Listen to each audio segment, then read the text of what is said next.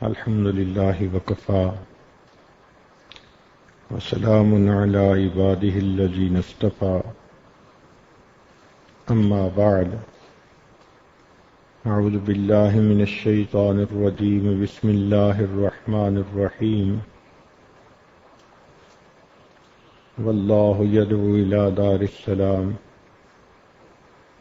سبحان ربك رب العزة عما يصفون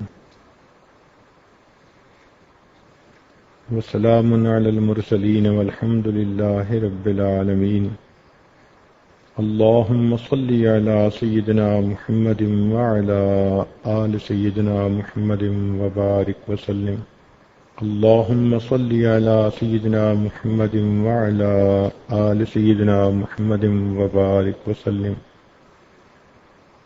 اللهم صل على سيدنا محمد وعلى آل سيدنا محمد وبارك وسلم۔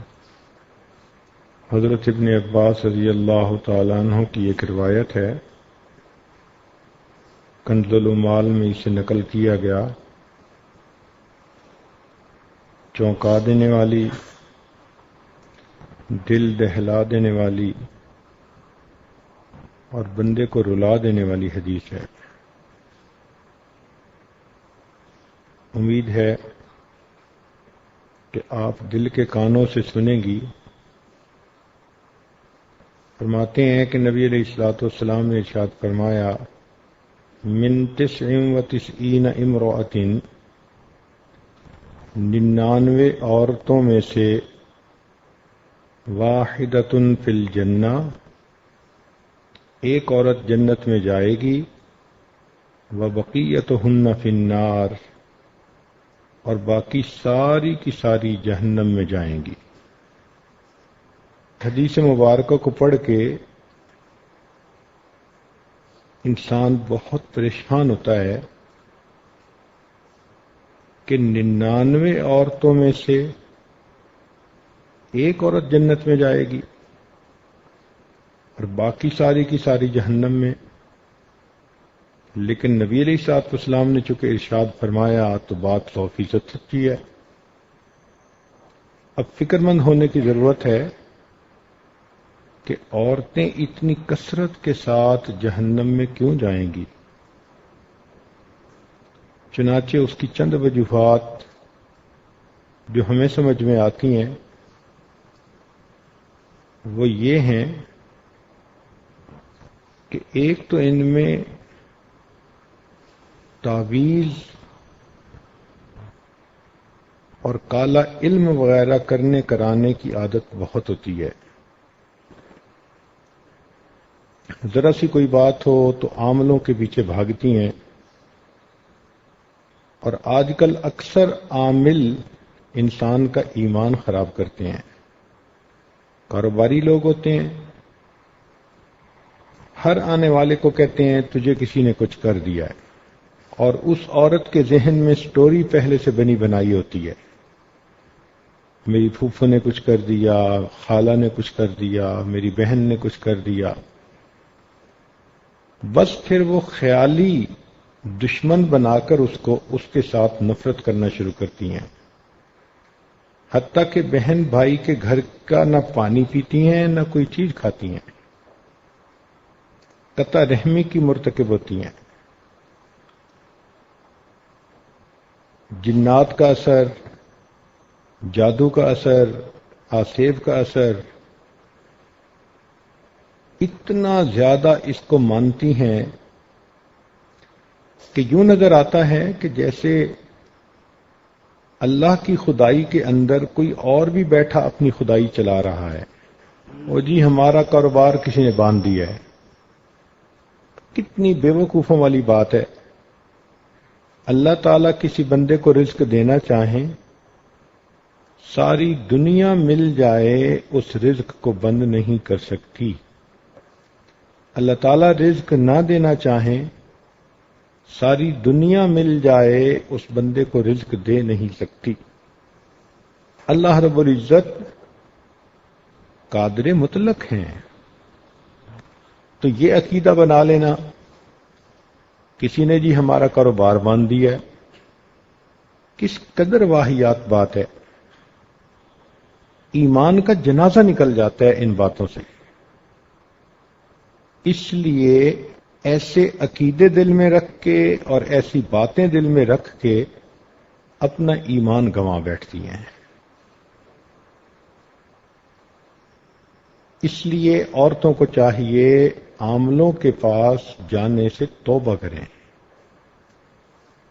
جتنی مرضی پریشان ہو یہی سوچا کریں کہ یا تو یہ میرے عملوں کا نتیجہ ہے یا میرے رب کی طرف سے امتحان ہے. بس ان دونوں صورتوں میں مجھے توبہ استغفار کرنا ہے. اللہ تعالی مغیر الاحوال ہیں، وہ میرے حالات کو خود ہی ٹھیک کر دیں گے. تو اپنے عقیدے کو خراب کر بیٹھتی ہیں. یہ ایک بنیادی وجہ ہوتی ہے. اور پھر اس کی وجہ سے پتہ تو ہوتا نہیں کہ کس نے کیا کیا، لہذا قریبی رشتہ داروں کے بارے میں دل میں کینہ رکھتی ہیں کہ فلاں نے کچھ کر دیا ہوگا، اور یوں قطع رحمی کی مرتکب ہوتی ہیں. ایک عورت نے ایک مرتبہ فون پر پوچھا، میری یہ پریشانی وہ پریشانی، مجھے لگتا ہے کسی نے کچھ کر دیا ہے. تو میں نے کہا ہاں مجھے بھی لگتا ہے کسی نے کچھ کر دیا ہے. تو بڑی خوش ہو گئی کہ حضرت جی نے میری بات کی تصدیق کر دی. میں نے کہا کہ مجھے لگتا ہے کہ آپ کے نفس نے کچھ کر دیا ہے.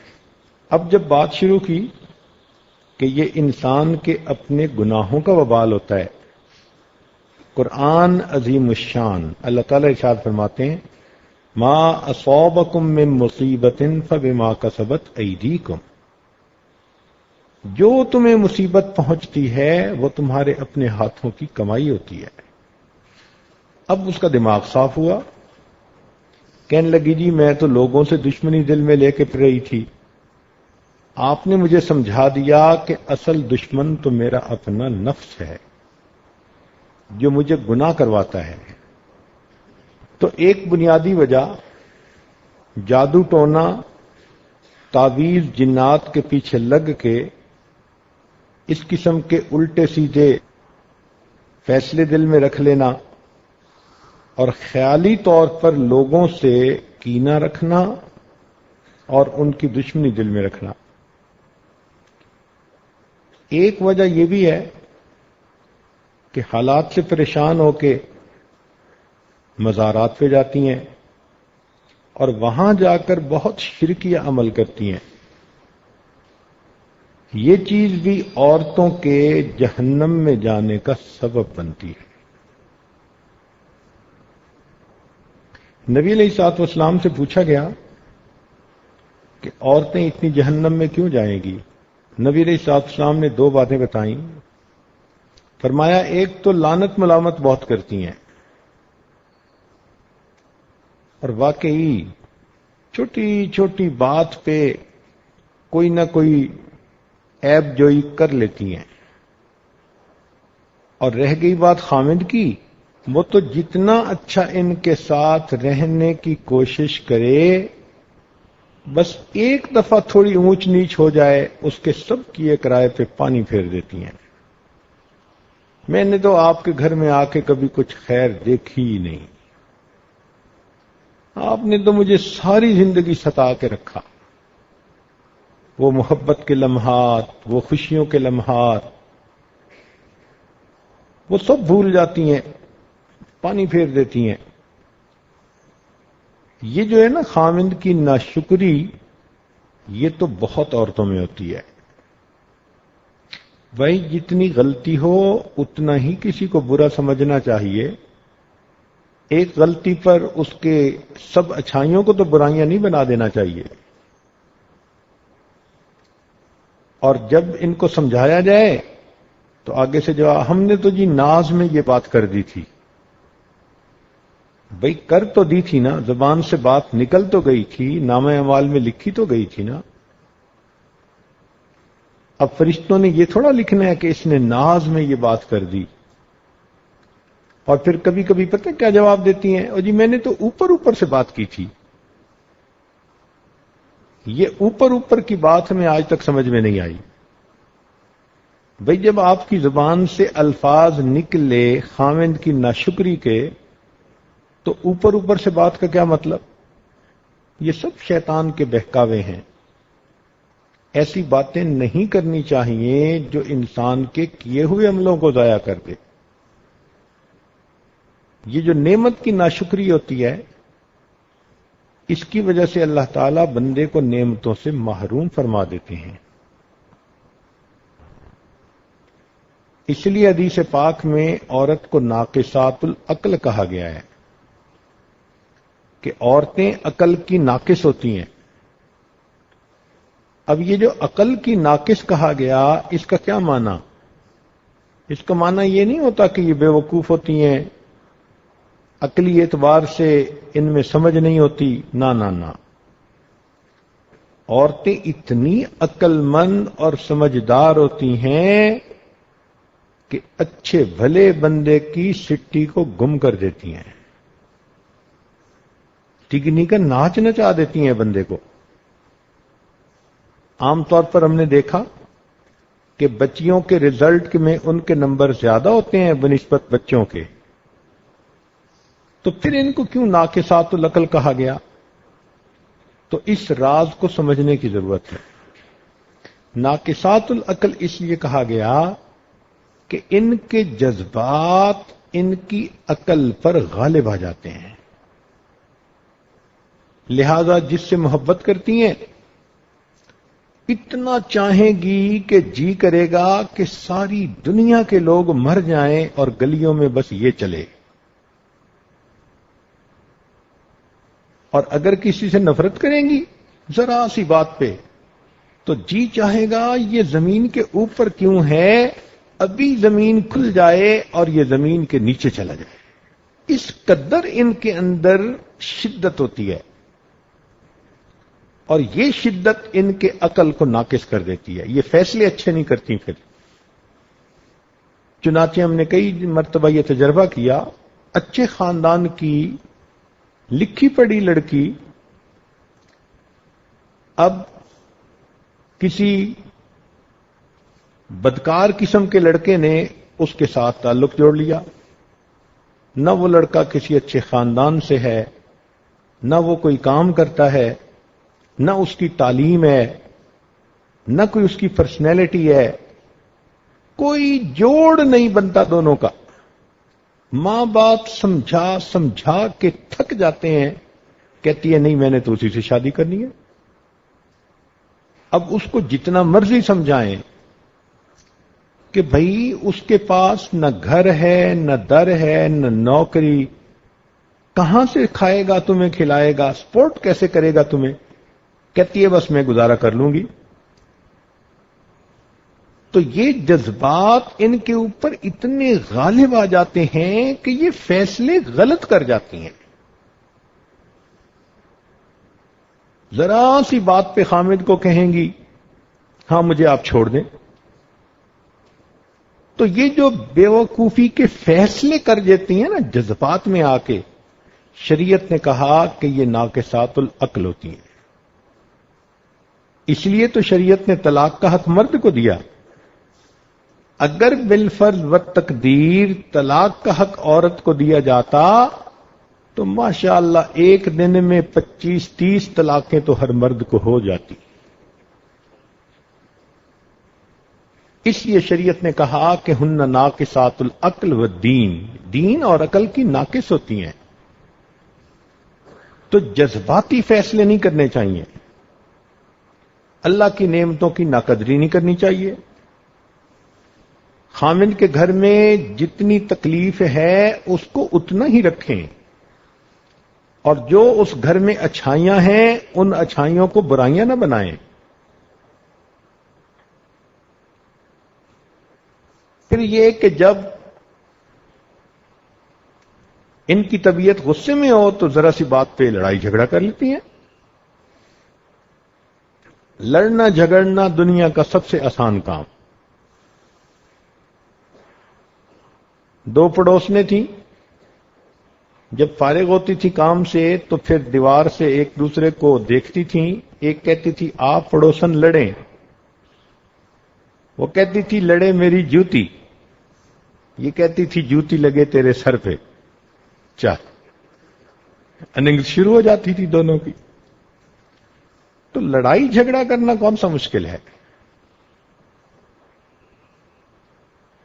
تو یہ چیز اللہ رب العزت کے ہاں پھر عورت کا درجہ گرا دیتی ہے. ساس کے ساتھ جھگڑا بنا لیتی ہیں, نند کے ساتھ جھگڑا بنا لیتی ہیں. سگی ماں تھپڑ بھی لگا دے تو چپ کر جائیں گی,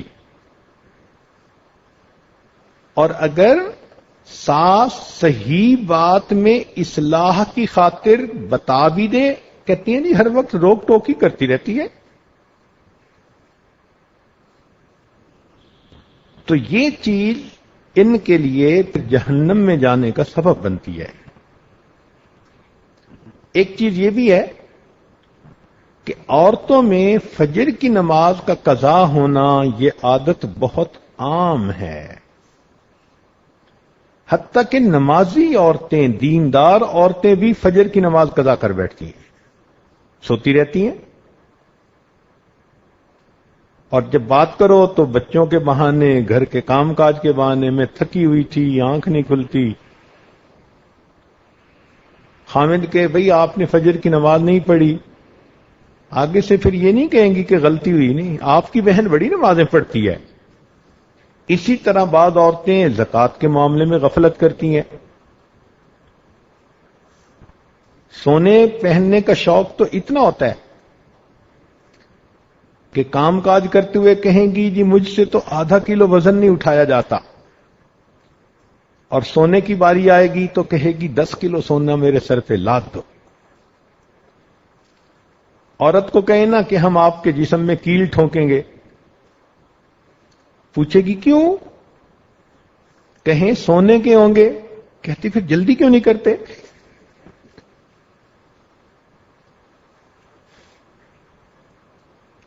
تو محبت سونے کی اتنی, لیکن زکوٰۃ دیتے وقت چونکہ نقد پیسے نہیں ہوتے, کہتی ہیں جی ہم کیسے زکوٰۃ دیں. تو زکوٰۃ کے اندر غفلت کرنا جہنم میں جانے کا سبب. اب جن عورتوں پہ زکوٰۃ ہوتی ہے ان کو قربانی بھی کرنی ہوتی ہے, لیکن قربانی کے موقع پر اپنی طرف سے جانور کو قربان کروانا اس میں غفلت کرتی ہے.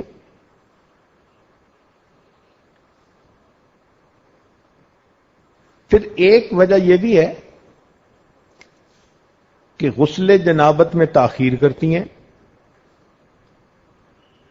رات کو اگر ان پر نہانا فرض ہو گیا تو فجر کی نماز گئی, بہانہ کریں گی اور جی سب گھر والوں کے سامنے میں کیسے نہا سکتی ہوں. بھائی فرض ہے, اللہ کا حکم ہے, فجر کی نماز کو اس قدر کیوں تم ہلکا سمجھ رہی ہو. اپنی مرضی ہوتی ہے تو آدھی رات کو اٹھ کے نہائیں گی, لیکن شریعت کا حکم اس میں تاخیر. اور پھر ان کو حیض, نفاس اور استحاضہ کے مسائل کا پورا پتہ بھی نہیں ہوتا, نہ پڑھتی ہیں نہ سیکھتی ہیں, حالانکہ اس میں بہت باریکیاں ہیں اور اس کو سیکھنا چاہیے. ہمیں تجربہ اس طرح سے ہوا کہ ایک مرتبہ گھر والوں نے یہ بات بتائی کہ آج ایک بچی جو ایم اے پڑھ رہی تھی مدرسے میں آئی اور کہنے لگی جی کہ میری امی میری شادی کرنا چاہتی ہے, تو میں اس لیے آئی ہوں کہ میں آپ سے غسل کے فرائض مسائل سیکھوں. تو انہوں نے آگے سے جواب دیا کہ عمر تو آپ کی ماشاءاللہ 23-24 سال لگتی ہے. کہنے لگی ہاں 23 سال عمر ہے. تو بھائی آپ تو 16 سال میں جوان ہوئی ہوں گی, تو آخر ہر مہینے غسل کرنا ہوتا ہوگا. کہنے لگی نہیں. اب سوچئے 16 سال کی عمر میں یہ بچی جوان ہوئی اور 23 سال کی عمر پہنچنے تک ایم اے تو پڑھ لیا، لیکن اس کو یہ بھی پتہ نہیں کہ ہر مہینے جو ایام کے بعد انسان کو غسل کرنا ہوتا ہے وہ فرض غسل ہوتا ہے. کہتے ہیں جی غسل کی تو اب ضرورت پیش آئے گی چونکہ شادی اب ہو رہی ہے. اس کا مطلب اس نے 7 سال ناپاکی کے اندر گزارے. پھر کئی مرتبہ ان کو شوق ہوتا ہے نیل پالش لگانے کا، جتنا مرضی منع کر لو لیپ لگاتی ہیں. حالانکہ نیل پالش کے لگانے سے نہ وضو ہوتا ہے نہ غسل ہوتا ہے، وہ تہ چڑھ جاتی ہے. لیکن یہ نیل پالش لگا کے پھرتی رہیں گی اور اسی طرح بے وضو نمازیں بھی پڑھتی رہیں گی. شریعت آپ کی مرضی کے مطابق بدل تھوڑا جائے گی، خود بدلتی نہیں، شریعت کو بدلنے کی کوشش کرتی ہیں. کئی عورتوں کو لپسٹک لگانے کی بہت شوق ہوتا ہے. ویسے یہ بات ہے کہ جب لگاتی ہیں تو محسوس ایسے ہی ہوتا ہے کہ شیرنی کسی کا خون پی کے آئی ہے. اب لپسٹک کے اوپر وضو نہیں ہوتا، مگر نہیں مانے گی اور جی میں اس کو صاف کر دوں گی. عالمہ بچیاں یہ جواب دیتی ہیں اور موقع پہ صاف بھی نہیں ہوتی. تقریبات میں جاتی ہیں، نمازیں قضا. اب چونکہ بنی سوری ہوئی ہیں، چہرے پہ لیپ لگایا ہوا ہے، ڈسٹمپر کیا ہوا ہے، تو اب یہ وہاں جا کے اگر منہ دھو لیں گی تو حقیقت تو کھل جائے گی. لہذا دیندار عورتیں جو نمازی ہوتی ہیں وہ شادی بیاہ کی تقریبات میں وہ بھی نمازیں قضا کر بیٹھتی ہیں. تو پھر یہ تو تماشا بن گیا نا. چاہیے تھا کہ پہلے وضو کرتی، بعد میں پھر اپنی تیاری کرتی اور اس وضو کے ساتھ جہاں بھی ہوتی نماز کا اہتمام کرتی. ایک غفلت پردے کے اندر، غیر مردوں سے تو پھر بھی پردہ کر جاتی ہیں، رشتہ دار غیر محرم جو ہوتے ہیں ان سے بالکل پردہ نہیں کرتی، اور شادی بیاہ کے موقع پہ تو پھر دیندار پردہ دار عورتیں بھی پردے کو ایک طرف کر دیتی ہیں.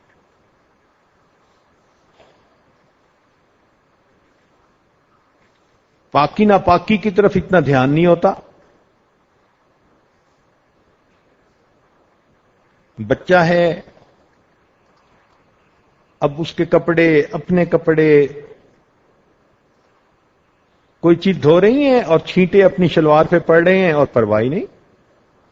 بھئی یہ جو چھینٹے نیچے سے پھر کپڑوں پہ پڑے یہ پاک نہیں ہوتا پانی،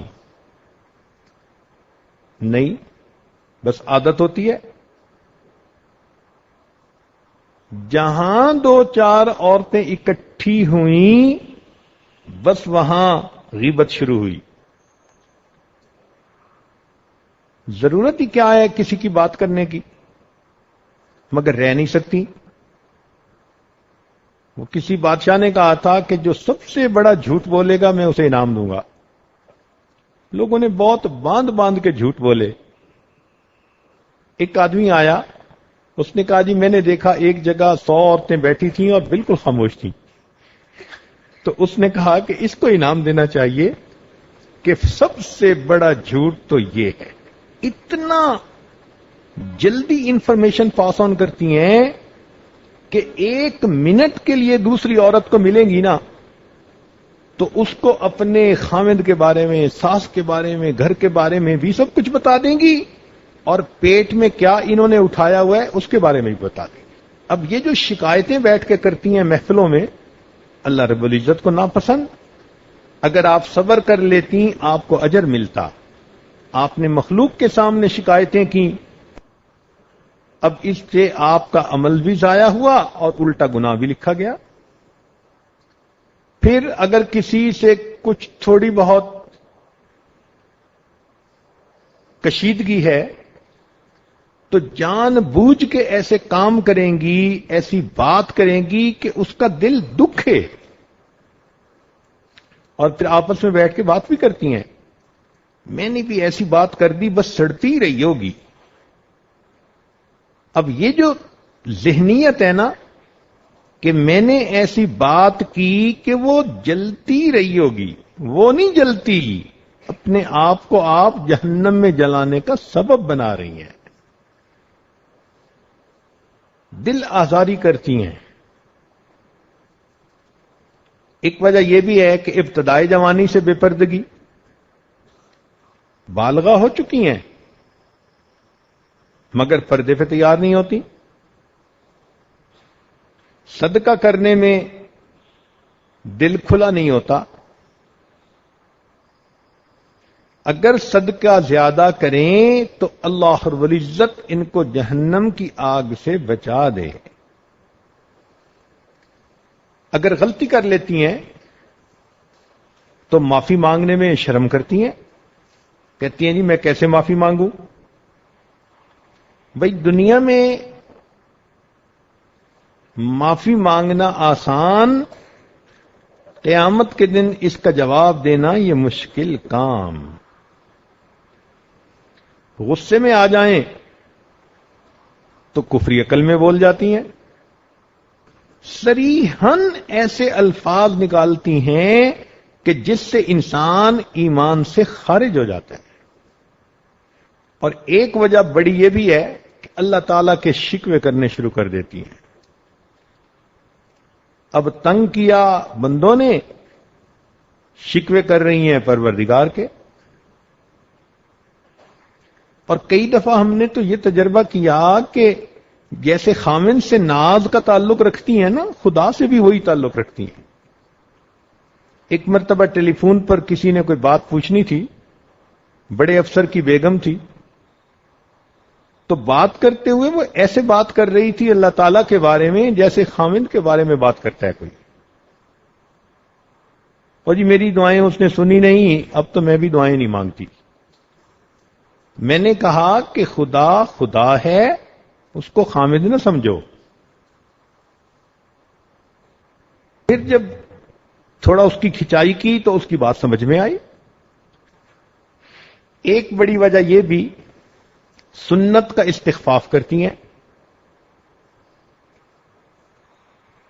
کوئی اگر نصارہ کا طریقہ ہو تو بڑے شوق سے اپنائیں گی، اور کہہ دو کہ یہ سنت عمل ہے تو اس کی طرف دھیان ہی نہیں دیں گی، الا ماشاء اللہ۔ پھر ان وجوہات میں سے ایک وجہ یہ بھی ہے کہ حلال کا اہتمام ان میں کم ہوتا ہے۔ ان کو اپنی ضرورت کے لیے پیسے چاہیے، چاہے خامد کہیں سے لا کے دے۔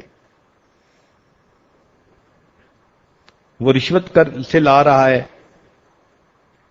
وہ ملاوٹ کے چیز سے کما کے لا رہا ہے، اس کا دھیان نہیں دیتی۔ عمومی بات ہو رہی ہے، یقیناً کچھ نیک عورتیں ایسی ہوتی ہیں کہ جو اس کا بہت اہتمام کرتی ہیں، لیکن بات تو جنرل ہو رہی ہے نا۔ تو جنرل رسپانس ہم نے یہی دیکھا کہ ان کو حرام حلال کی اتنی فکر نہیں ہوتی، اور مشتبہ چیزیں کھانے میں بھی پرواہ نہیں ہوتی۔ چنانچہ سفر پہ ادھر ادھر نکلتی ہیں تو ان کو ہوٹلوں کے کھانے اور باہر کے کھانے بہت اچھے لگتے ہیں۔ ایک یہ بھی جو ہے وہ کوتاہی ہوتی ہے کہ اللہ تعالیٰ اگر کسی بچی کو اچھے خاندان میں پیدا کر دے، مال پیسہ دے دے، اچھی تعلیم دے دے اور ساتھ حسن و جمال بھی دے دے، اب اس کا پاؤں ہی زمین پہ نہیں ٹکتا۔ خود پسندی کی وہ مریضہ بن جاتی ہیں، اپنے بارے میں کوئی ایک حرف نہیں سن سکتی۔ اگر ان کے سامنے کسی دوسری عورت کی تعریف کر دی جائے برداشت نہیں کر سکتی۔ چاہتی ہیں کہ بس میرے حسن و جمال کی ہی تعریف ہو، جو میں ہوں بس وہ تو میں ہوں. حالانکہ مہلکات میں سے ہے. مہلکات کہتے ہیں کہ جن چیزوں سے انسان جہنم میں جائے گا. نبی علیہ السلام نے فرمایا وَإِعْجَابُ الْمَرْءِ بِنَفْسِهِ کہ بندہ جب عجب کرتا ہے تو عجب کی وجہ سے جہنم میں جاتا ہے. تو عجب اور خود پسندی کی مریضائیں تو بہت زیادہ ہوتی ہیں. پھر بدگمانی کی عادت بہت ہوتی ہے. ذرا سی بات پہ جلدی بدگمان ہو جائیں گی لوگوں کے بارے میں، اور بہتان بھی آرام سے لگا دیتی ہیں. ایک اور بڑی وجہ جو شادی شدہ عورتوں میں ہوتی ہے کہ پہلے خامنے کے ساتھ جھگڑے کرتی ہیں، غصے میں اس کے ساتھ جو ہے اس کو اور جان بوجھ کے غصہ دلاتی ہیں، اور پھر وہ ایسے لفظ بولتا ہے جس سے طلاق ہو جاتی ہے یا کنایا میں طلاق ہو جاتی ہے. چپ کر جاتی ہیں، کسی کو نہیں بتاتی، اور اسی کے ساتھ رہ رہی ہوتی ہیں. اب خاوند تو جاہل ہے، اس کو تو پتہ نہیں دین کا، لیکن لفظ اس نے بولے جن لفظوں سے طلاق ہوتی ہے. اب شریعت کا مسئلہ تو یہی ہے کہ اگر خاوند کہہ دے کہ مجھے تیری ضرورت نہیں، چلی جا یہاں سے، تو یہ کنایے میں طلاق ہے. اور کئی مرتبہ اگر وہ نام بھی بول دے کہ میں نے تجھے طلاق دے دی تو بھی نہیں بتاتی، اور اسی کے ساتھ رہ رہی ہوتی ہیں. حدیث پاک میں آتا ہے قرب قیامت کی علامت ہے کہ مرد اپنی بیویوں کے ساتھ زنا کریں گے. تو یہ بات سمجھ میں نہیں آتی تھی کہ بیوی سے زنا کیسے. اب سمجھ میں آئی کہ طلاق واقع ہو چکی، لیکن میاں بیوی راضی تو کیا کرے گا قاضی. چنانچہ ایک ملک میں مجھ سے مسئلہ پوچھا گیا، میاں بیوی دونوں نے بتایا کہ خامن نے 3 سے زیادہ مرتبہ طلاق دی، اور میاں بیوی دونوں کہنے لگے جی بچوں کی خاطر ہم اکٹھے رہ رہے ہیں پچھلے 7 سال سے. اس کا مطلب ہے کہ 7 سال سے وہ زنا کی مرتکب ہو رہی تھی. اگر کوئی خیر کا کام کرتی بھی ہیں تو اللہ کی رضا کی نیت کم ہوتی ہے، اکثر نیت یہ ہوتی ہے لوگ کیا کہیں گے. اب گناہ سے اس لیے بچنا لوگ کیا کہیں گے تو بچنے کا ثواب نہیں، نیکی اس لیے کرنا کہ جی لوگ کیا کہیں گے نہ کرتی تو نیکی کا ثواب نہیں.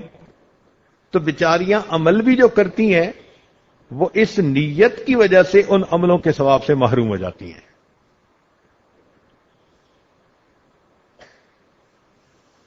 تو ان چیزوں کی اصلاح انتہائی ضروری ہے کہ اپنی کی ہوئی نیکیوں کو بیچاری ضائع کر بیٹھتی ہیں، اور اس وجہ سے پھر یہ جہنم کا جانے کا اپنا راستہ ہموار کر لیتی ہیں.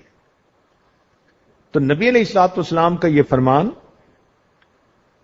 کہ من 99 امرأۃ واحدۃ فی الجنہ کہ 99 عورتوں میں سے ایک جنت میں جائے گی، وبقیتہن فی النار اور باقی ساری جہنم میں جائیں گی. یہ بہت آئی اوپنر ہے عورتوں کے لیے. اس لیے چاہیے کہ اپنی ان خامیوں پر نظر کریں، جہاں جہاں اصلاح ہو سکتی ہے اس کی اصلاح کریں، اللہ رب العزت سے معافی مانگیں. اللہ رب العزت بڑے کریم ہیں. بندہ اپنی زندگی میں جب بھی کسی بات کا احساس کر لے اور اللہ کے دروازے پر آ کر معافی مانگے، رب کریم اس کے گناہوں کو معاف فرما دیتے ہیں. بات چل رہی تھی ان اعمال کی کہ جن کے کرنے سے عورتیں جنت میں اپنا گھر بنا سکتی ہیں. ان میں سے ایک چیز ہے دوسروں کے ساتھ ہمدردی کرنا دوسروں کے ساتھ حسن سلوک کا معاملہ کرنا. توجہ فرمائیں، ان اعمال میں سے ایک عمل دوسروں کے ساتھ ہمدردی کا سلوک کرنا، دوسروں کے ساتھ خوش خلقی کا سلوک کرنا.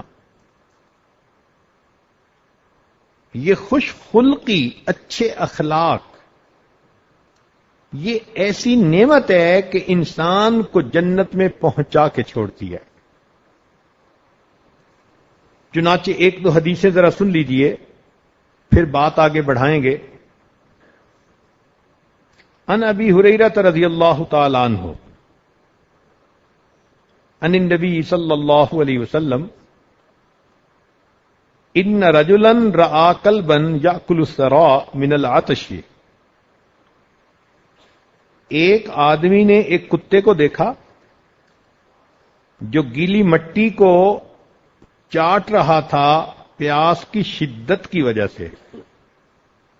یعنی وہ بہت پیاسا تھا، پانی قریب کہیں اویلیبل نہیں تھا، تو زبان نکلی ہوئی تھی اور وہ گیلی مٹی کو بار بار چاٹتا تھا. جب اس بندے نے یہ دیکھا، فأخذ الرجل خفه فجعل يغرف له حتى أرواه فشکر اللہ له. اس بندے نے اپنا جوتا اتارا اور اس کو برتن بنا کر اس میں کہیں سے پانی لایا اور اس کو پلایا.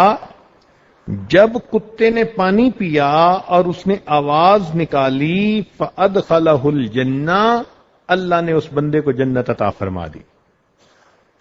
کتے پیاسے کتے کو پانی پلانے پر اگر جنت مل سکتی ہے تو پیاسے بندے کو پانی پلانے پہ جنت نہیں ملے گی، بھوکے بندے کو کھانا کھلانے پہ جنت نہیں ملے گی، کسی پریشان حال بندے کی پریشانی مٹانے پر جنت نہیں ملے گی. یہ بخاری شریف کی روایت تھی. مرد کے بارے میں ایک اور بخاری شریف کی روایت سن لیجئے، حدیث مبارکہ.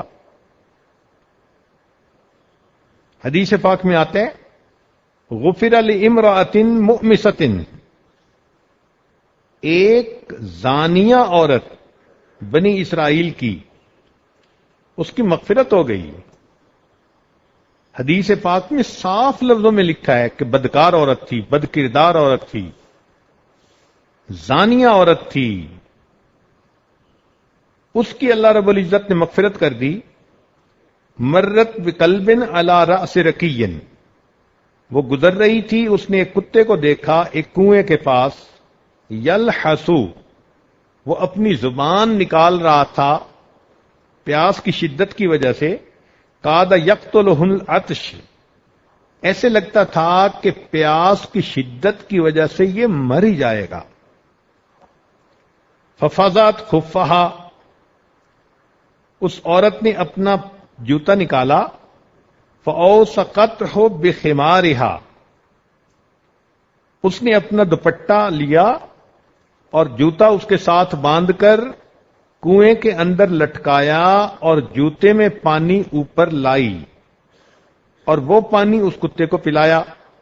فنازعت لہ من الماء، جب کتے نے پانی پی لیا اس عورت نے پلایا.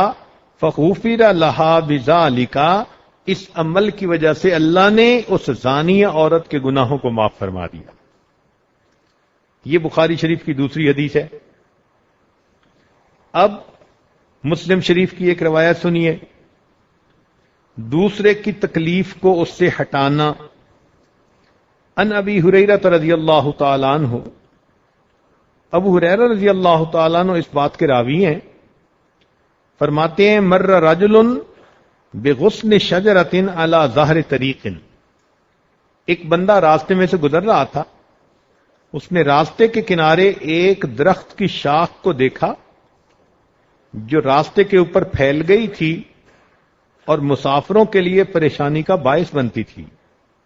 فقال، اس نے کہا لأنحین ھذا عن طریق المسلمین لا یؤذیہم، میں اس کو کاٹ دوں گا تاکہ یہ مسلمانوں کے راستے سے ہٹ جائے ان کو تکلیف نہ پہنچائے، فَأُدْخِلَ الْجَنَّةَ، اس عمل کی وجہ سے اللہ نے اس بندے کو جنت عطا فرما دی۔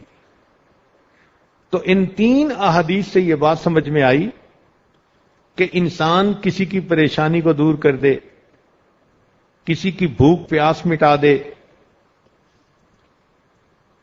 کسی کے ساتھ ہمدردی کر دے، اچھا سلوک کر دے، تو یہ خوش اخلاقی، ہمدردی، یہ دوسروں کے لیے تڑپنے والا دل، اللہ رب العزت اس کے لیے جنت میں جانے کا سبب بنا دیتے ہیں۔ لہذا آج اپنے دلوں میں یہ ارادے کیجئے کہ ہم آج کے بعد کسی کی تکلیف کو دیکھ کر پوری کوشش کریں گی کہ یہ تکلیف اس کی ختم ہو جائے۔ گھر کے اندر جتنے افراد ہیں ان کا دل خوش رکھنے کی کوشش کریں گی، ان کی دل آزاری نہیں کریں گی، ان کے غم بانٹیں گی، کوشش کریں گی کہ اللہ کے بندوں کو تکلیف نہ ہو، پریشانی نہ ہو۔ تو اس خوش خلقی کی وجہ سے جب ملیں گی عورتوں سے تو کشادہ چہرے کے ساتھ ملیں گی، ان کی عیب جوئی نہیں کریں گی، ان پہ الزام تراشیاں نہیں کریں گی، بلکہ حد الوسع کوشش ہوگی کہ ہماری ذات سے دوسروں کو خیر ملے، ہمارے شر سے اللہ کی بندیاں بچ جائیں۔ اب اس خوش اخلاقی، ہمدردی کے کیا فضائل ہیں، اس بارے میں آپ نبی علیہ الصلوۃ والسلام کی احادیث کو سنیے اور پھر فیصلہ کیجئے کہ یہ خوش خلقی جنت میں جانے کا سبب کتنا بنتی ہے۔ چند احادیث سنائی جائیں گی،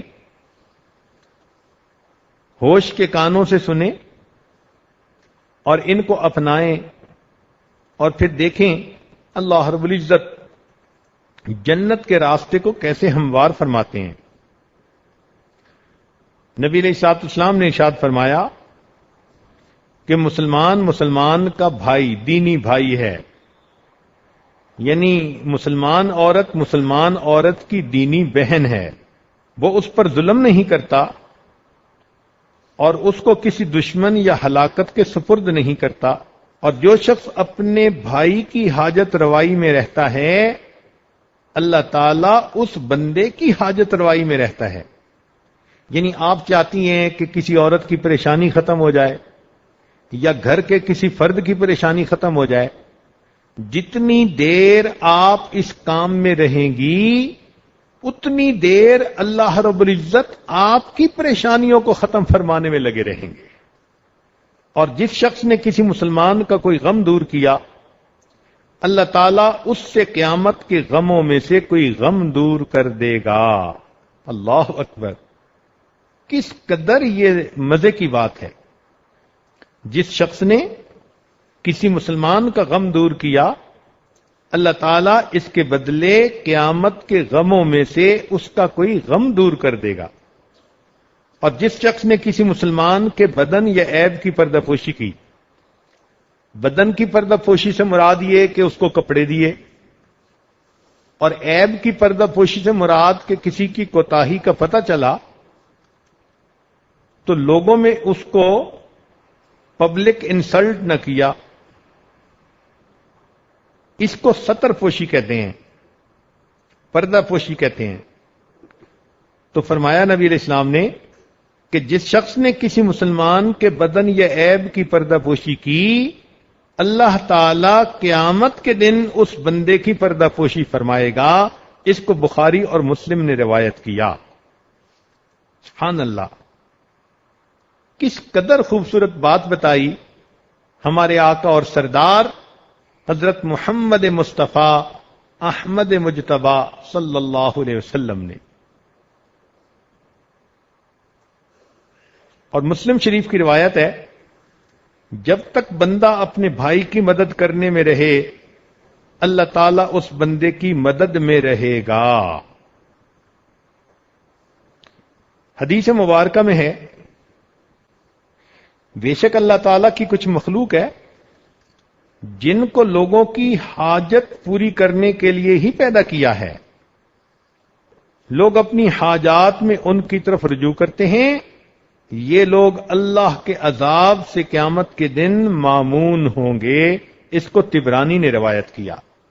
یعنی کچھ بندے اللہ کے ایسے نیک ہوتے ہیں کہ ان کو پیدا ہی اس لیے کیا، وہ لوگوں کو ہیلپ آؤٹ کرتے ہیں، ان کی پریشانیوں کو ختم کرتے ہیں، ان کے کام آتے ہیں۔ تو ایسے لوگ قیامت کے دن اللہ کے عذاب سے امن میں ہوں گے۔ نیز حدیث شریف میں آیا ہے کہ بے شک اللہ تعالیٰ کی کچھ لوگ ہیں جن کو اس نے بندوں کے فائدوں کے لیے نعمتوں کے ساتھ مخصوص کیا ہے۔ کیا مطلب؟ کہ کچھ بندوں کو اللہ تعالیٰ نے پیدا فرمایا اور ان کو ان کی ضرورت سے زیادہ مال عطا فرما دیا۔ اب یہ جو مال ان کو کشادہ ملا، کھلا ملا، یہ ان کا ذاتی نہیں ہے۔ یہ لوگ تو ڈاکیے ہیں، جیسے پوسٹ ماسٹر ہوتا ہے کہ اس کا کام ہوتا ہے کہ جس کی ڈاک، جس کا خط اس تک پہنچا دے۔ تو اللہ تعالیٰ بعض لوگوں کو مال اس لیے زیادہ دیتا ہے کہ وہ دوسرے بندوں تک اس کو پہنچائیں۔ اگر وہ پہنچاتے رہتے ہیں تو اللہ ان کو مال دیتا رہتا ہے، اور اگر یہ ان کو پہنچانے میں کوتاہی کرتے ہیں، اللہ تعالیٰ ان سے نعمتیں لے کر کسی اور کو دے دیتا ہے، یہ لوگ نعمتوں سے محروم ہو جاتے ہیں۔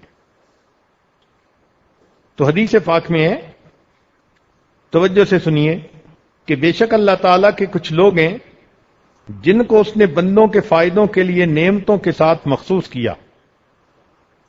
جب تک وہ ان نعمتوں کو اللہ کے بندوں پر خرچ کرتے رہیں گے، اللہ تعالیٰ ان کو ان نعمتوں میں برقرار رکھے گا۔ لیکن جب وہ ان نعمتوں کو خرچ کرنے سے روک لیں گے تو اللہ تعالیٰ ان نعمتوں کو ان لوگوں سے چھین لے گا اور دوسروں کی طرف منتقل کر دے گا۔ اس کو طبرانی نے روایت کیا۔ آج کتنے لوگ ہیں کہتے ہیں جی بڑا اچھا کاروبار تھا جی، اچانک ختم ہو گیا۔ بھائی جب اچھا کاروبار تھا، کیا آپ اللہ کے بندوں پر مال خرچ کرتے تھے؟ اگر اس وقت توفیق نہیں ہوئی تو آپ نے تو آئی ہوئی ڈاک کو اس لوگوں تک نہیں پہنچایا، تو آپ کو آپ کے عہدے سے ہٹا دیا گیا۔ اب اللہ تعالیٰ نے یہ نعمت کسی اور بندے کو منتقل کر دی۔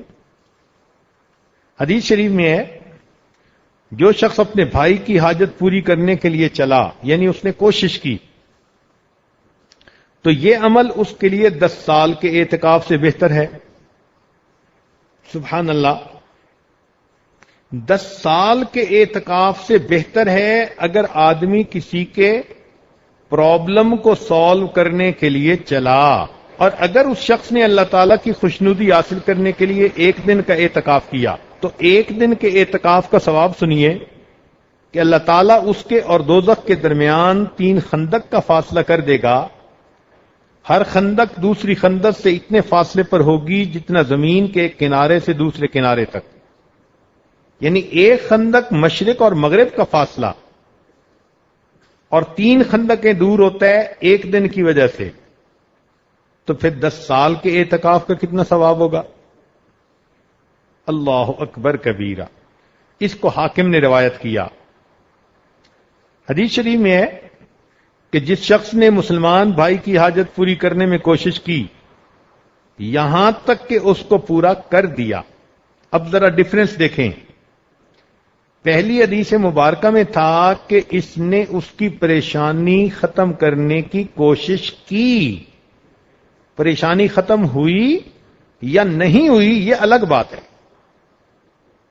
تو کوشش کرنے پر 10 سال کے اعتکاف کا ثواب، اور اگر بالفرض کے کام مکمل ہو گیا تو اللہ تعالی اس کے لیے 75,000 فرشتوں کا سایہ کرے گا، جو اس پر اگر وہ صبح کا وقت ہوگا تو شام تک، اور شام کا وقت ہوگا تو صبح تک رحمت طلب کرتے اور دعا کرتے رہیں گے۔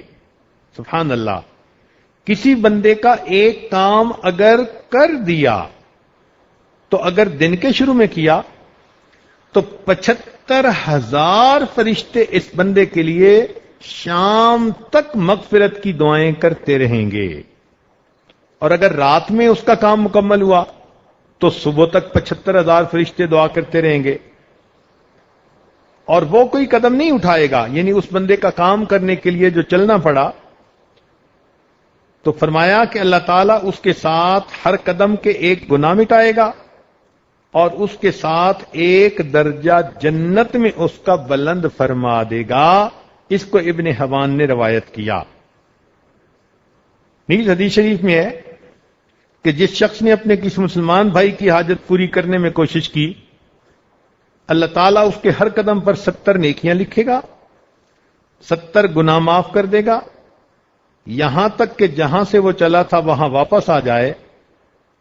پس اگر اس بھائی کی حاجت اس کے ہاتھ پر پوری ہو گئی، یعنی وہ کام اس نے مکمل کر دیا، تو کوشش کرنے والا شخص اپنے گناہوں سے ایسا پاک ہوگا جیسا کہ اس روز پاک ہوتا ہے جب اس کی ماں نے اس کو جنم دیا تھا۔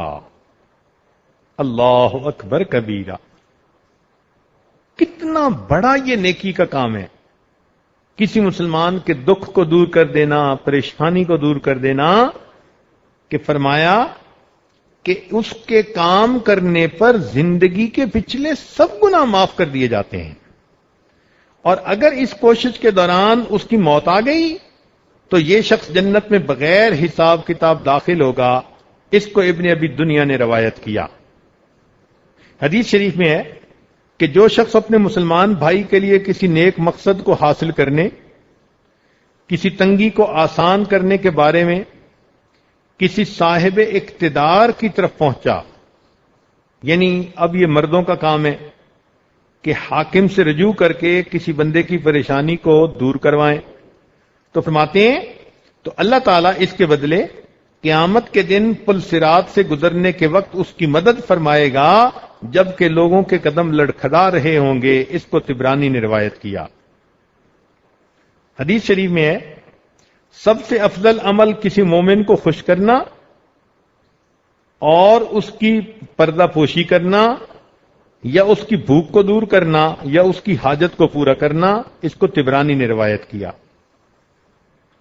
حدیث شریف میں ہے اللہ تعالیٰ کے نزدیک فرائض کی ادائیگی کے بعد سب سے پسندیدہ عمل کسی مسلمان کے دل کو خوش کرنا ہے۔ اس کو طبرانی نے روایت کیا، یعنی فرضوں کے بعد سب سے بڑا کام کسی کے دل کو خوش کر دینا۔ حدیث شریف میں ہے، یہ بات ذرا توجہ کے ساتھ سنیں، کہ جب آدمی کسی مومن کے دل خوش کرتا ہے تو اللہ تعالیٰ اس خوشی سے ایک فرشتہ پیدا کرتا ہے جو کہ اللہ عز و جل کی عبادت کرتا اور اس کی توحید بیان کرتا ہے، یعنی اس کا ذکر لا الہ الا اللہ کرتا ہے۔ پس جب بندہ اپنی قبر میں منتقل ہو جاتا ہے تو وہ فرشتہ اس کے پاس آتا ہے، وہ خوشی اور کہتی ہے کیا تم مجھ کو نہیں پہچانتا؟ تو وہ کہتا ہے کہ تو کون ہے؟ تو وہ خوشی کہتی ہے کہ میں وہ خوشی ہوں کہ تو نے مجھے فلاں شخص کے دل میں داخل کیا تھا، آج میں تیری وحشت کو انس میں تبدیل کر دوں گی، تجھ کو حجت یعنی دلیل کی تلقین کروں گی، اور تجھ کو قول ثابت یعنی کلمہ شہادت پر ثابت قدم رکھوں گی، قیامت کے دن حاضری کے مقامات میں تیرے ساتھ حاضر رہوں گی، تیرے لیے تیرے رب کی طرف شفاعت کروں گی، اور تجھ کو جنت میں تیری منزل دکھاؤں گی۔ ایک بندے کے دل کو خوش کیا تو اس خوشی پر یہ خوشخبری ہے، تو جو عورت اپنے خامند کے دل کو خوش رکھے، اپنے والدین کے دل کو خوش رکھے، بہن بھائی کے دل کو، بچوں کے دل کو، ساس کے دل کو، سسر کے دل کو، تو سوچو اس عورت کے لیے جنت کے کتنے بڑے درجات ہوں گے۔ حدیث شریف میں ہے کہ رسول اللہ صلی اللہ علیہ وسلم سے اس چیز کے متعلق دریافت کیا گیا جس کے ذریعے اکثر لوگ جنت میں داخل ہوں گے۔ یہ بہت ہی خوبصورت سوال پوچھا کسی صحابی نے کہ اے اللہ کے نبی صلی اللہ علیہ وسلم، وہ کون سا عمل ہے کہ جس کے ذریعے زیادہ لوگ جنت میں جائیں گے؟ تو آپ نے فرمایا کہ وہ چیز اللہ تعالی سے ڈرنا یعنی تقوی اور اچھے اخلاق ہیں۔ اور آپ سے اس چیز کے متعلق دریافت کیا گیا جس کی وجہ سے اکثر لوگ دوزخ میں داخل ہوں گے۔ آپ نے فرمایا کہ وہ منہ اور شرمگاہ ہے، یعنی منہ کا گناہ زبان سے جھوٹ بولنا، غیبت کرنا، بہتان لگانا، ایسی بات کہنا کہ دوسرے کا دل دکھے، منہ کے گناہ، اور دوسرا فرمایا کہ شرمگاہ کے گناہ، یعنی حیا اور پاک دامنی کو ایک طرف رکھ کر گناہوں کی زندگی گزارنا، یہ جہنم میں جانے کا سبب بنے گا۔ اس کو ترمذی، ابن حبان اور بہقی نے روایت کیا۔ حدیث شریف میں ہے، ایمان کے اعتبار سے سب سے کامل مومن وہ ہے جو اخلاق میں سب سے اچھا ہو اور اپنے اہل و عیال کے ساتھ سب سے زیادہ مہربان ہو۔ اس کو ترمذی اور حاکم نے روایت کیا۔ حدیث شریف میں ہے کہ بے شک بندہ ضرور اپنے حسن خلق کی وجہ سے آخرت کے بہت بڑے درجے اور منزل پر پہنچے گا، اور بے شک یہ اس کی عبادت کے ثواب کو کئی گنا زیادہ کر دے گا۔ یعنی خوش خلق آدمی جو ہوتا ہے نا، سب کے ساتھ اچھے اخلاق سے میل جول رکھنا، اللہ تعالیٰ اس کی عبادت کے ثواب کو بڑھا دیتا، اور بے شک بندہ اپنی بد اخلاقی کی وجہ سے جہنم میں سب سے نیچے کے درجے میں پہنچے گا۔ اس کو طبرانی نے روایت کیا۔ حدیث شریف میں ہے، کیا میں تم کو ایسی عبادت کی خبر نہ دوں جو کہ آسان ہو اور بدن پر ہلکی ہو؟ وہ خاموشی اور حسن خلق ہے۔ اس کو ابن ابی دنیا نے روایت کیا۔ ایک اور حدیث مبارکہ سنیے۔ ایک شخص نبی علیہ السلام کی خدمت میں آپ کے چہرے مبارک کی جانب سے آیا، یعنی سامنے سے۔ کہا، یا رسول اللہ صلی اللہ علیہ وسلم، کون سا عمل افضل ہے؟ آپ نے فرمایا، حسن خلق۔ پھر وہ شخص آپ کی دائیں طرف سے آیا، عرض کیا کہ کون سا عمل افضل ہے؟ آپ نے فرمایا، حسن خلق۔ پھر وہ آپ کے بائیں طرف سے آیا، عرض کیا، یا رسول اللہ صلی اللہ علیہ وسلم، کون سا عمل افضل ہے؟ آپ نے فرمایا، حسن خلق۔ پھر وہ شخص آپ کی پشت کی جانب سے آیا، عرض کیا، یا رسول اللہ صلی اللہ علیہ وسلم، کون سا عمل افضل ہے؟ پس رسول اللہ صلی اللہ علیہ وسلم اس شخص کی طرف مڑے، فرمایا، تجھ کو کیا ہو گیا؟ تو سمجھ نہیں رہا وہ حسن خلق ہے، اور حسن خلق یہ کہ اگر تجھ سے ہو سکے تو غصہ نہ کیا کر۔ اب بتائیے کہ غصہ نہ کرنا اللہ کے نزدیک کتنا اعلی عمل ہے۔ اس کو محمد بن نصر المروزی نے روایت کیا۔ اگلی حدیث مبارکہ سنیے۔ نبی علیہ السلام فرماتے ہیں، میں اس شخص کے لیے جنت کے احاطہ میں گھر دلانے کا ضامن ہوں جو جھگڑا کرنا ترک کر دے، اگرچہ وہ حق پر ہی کیوں نہ ہو۔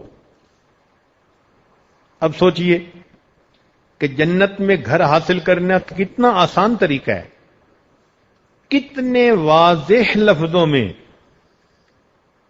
لاؤڈ اینڈ کلیئر اللہ کے پیارے حبیب صلی اللہ علیہ وسلم بات سمجھا رہے ہیں کہ میں اس شخص کے لیے جنت کے احاطہ میں گھر دلانے کا ضامن ہوں جو جھگڑا کرنا ترک کر دے، اگرچہ وہ حق پر ہی کیوں نہ ہو۔ تو اگر خامن سے جھگڑا تو اللہ کی رضا کے لیے بند کر دو جھگڑا، جنت کے احاطہ میں گھر ملے گا۔ ساس کے ساتھ جھگڑا ہے، نند کے ساتھ جھگڑا ہے، پڑوسن کے ساتھ جھگڑا ہے، بہن کے ساتھ جھگڑا، اگرچہ آپ حق پر ہی ہیں، آپ اللہ کی رضا کے لیے اگر جھگڑے کو چھوڑ دیتی ہیں تو سوچئے اللہ تعالیٰ جنت کے احاطے میں اس کے بدلے گھر عطا فرمائیں گے۔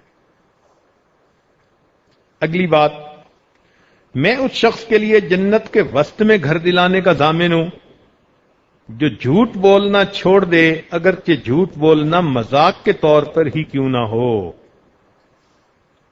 اکثر عورتوں کو دیکھا کہ جھوٹ کو دام انہوں نے بہانہ رکھا ہوا ہے، اور جی میں نے خامد کو بہانہ کر دیا، میں نے گھر والوں کو بہانہ کر دیا۔ اتنا شیطان دشمن ہے کہ اس نے جھوٹ کا نام بدلوا کر ایک خوبصورت لفظ رکھ دیا، بہانہ، تاکہ بندے کو یہ بھی احساس نہ ہو کہ میں نے جھوٹ کہا۔ اور اکثر دیکھا کہ عورتیں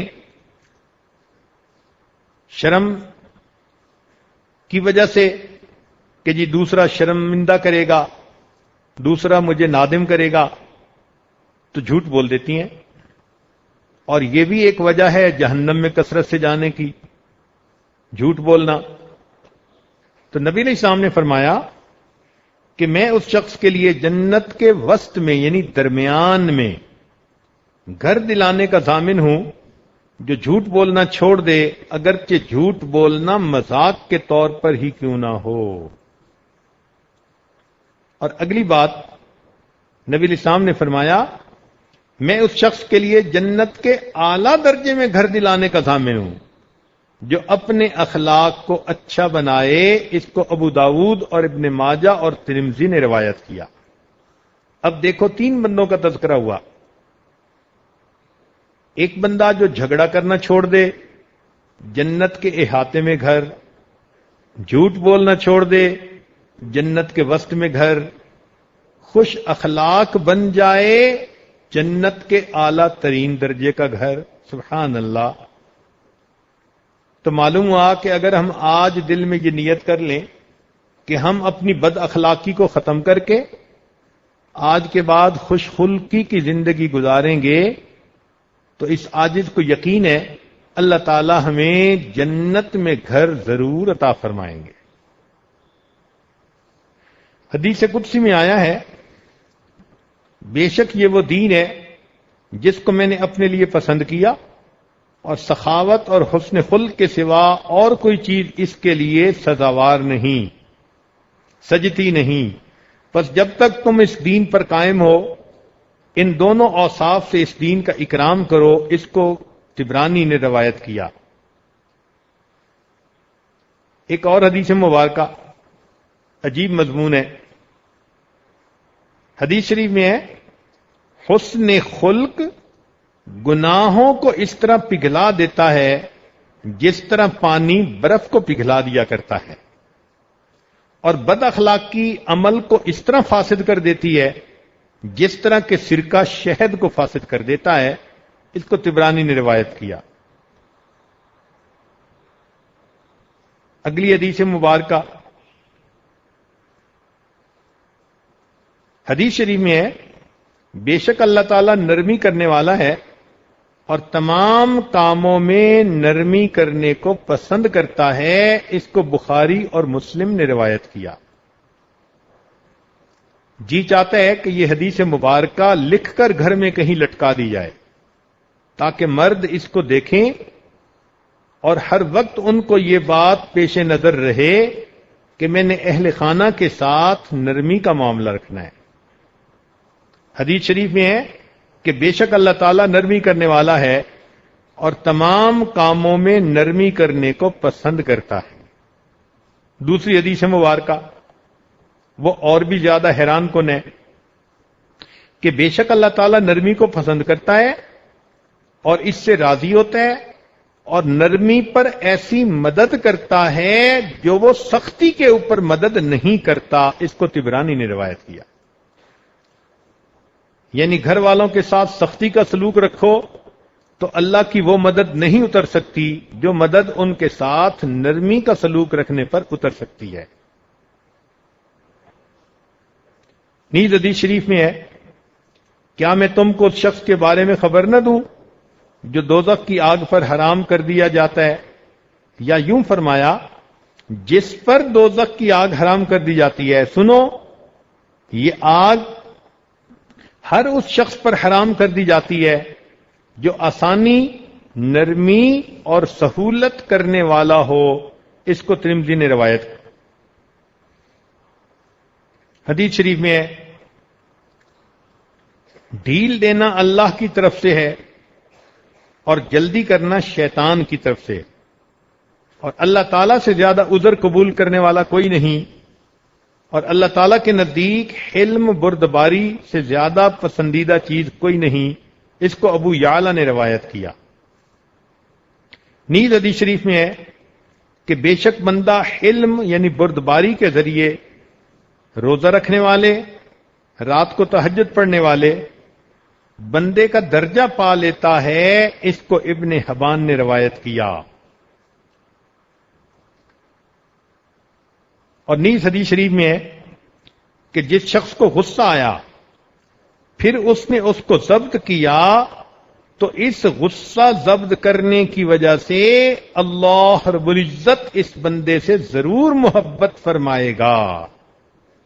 کیا خوبصورت اجر ہے کہ اگر بندے کو غصہ آئے اور وہ چاہے تو غصہ پورا کر بھی سکتا ہے، لیکن وہ غصے کو ضبط کر جائے اللہ کے لیے، تو حدیث پاک میں ہے اس کے اس عمل کی وجہ سے اللہ تعالیٰ اس بندے سے ضرور محبت فرمائے گا۔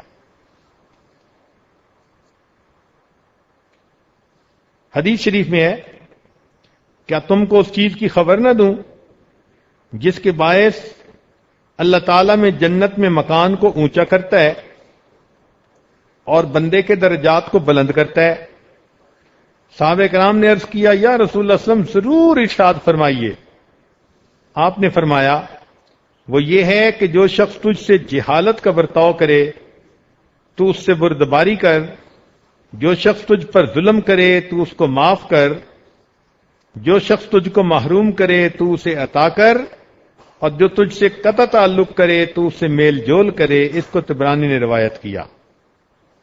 نیز حدیث شریف میں ہے، کسی کو پچھاڑ دینے سے طاقتور نہیں ہوتا، در حقیقت طاقتور وہ ہے جو غصے کے وقت اپنے آپ کو قابو میں رکھے۔ اس کو بخاری و مسلم نے روایت کیا۔ حدیث شریف میں ہے کہ بے شک یہ بھی ایک قسم کا صدقہ ہے کہ تو کشادہ روئی کے ساتھ لوگوں کو سلام کرے، یعنی عورتیں اگر عورتوں سے ملیں تو کھلے چہرے کے ساتھ، مسکراتے چہرے کے ساتھ ان کو سلام کریں، تو اس سلام کرنے پر ان کو صدقہ کرنے کا ثواب ملے گا۔ اس کو ابھی دنیا نے روایت کیا۔ حدیث شریف میں ہے کہ مسلمان بھائی کے سامنے تیرا تبسم کرنا تیرے لیے نیکی ہے، یعنی مرد کے لیے مرد کے سامنے تبسم کرنا اور عورت کے لیے مسلمان عورت کے سامنے تبسم کرنا،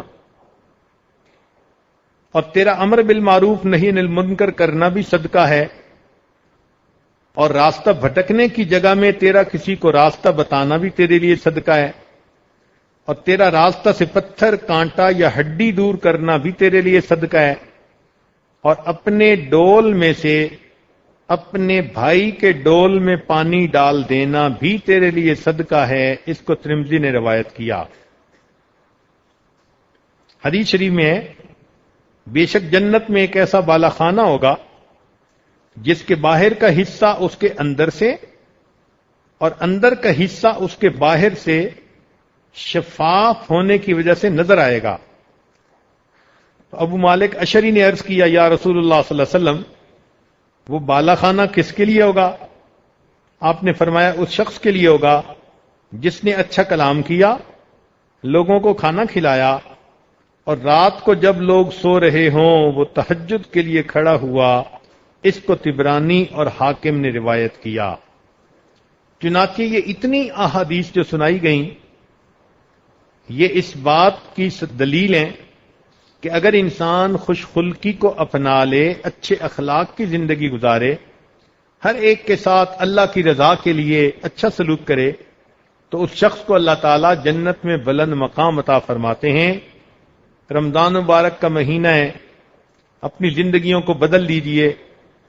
آج دلوں میں عہد کیجئے، جھوٹ چھوڑ دیں گی، بے پردگی ختم کر دیں گی، اللہ کے بندوں کو دل آزاری اس کو ختم کر دیں گی، نعمتوں کی ناقدری نہیں کریں گی، جھگڑا نہیں کریں گی، اللہ کے بندوں کے لیے راحت جان بن کر رہیں گی۔ اگر آج آپ نے یہ عہد کر لیا اور زندگی کو ایسا مولڈ کر لیا تو سمجھ لیجئے کہ آپ کے لیے جنت کے بلند درجے میں گھر بنا دیا گیا۔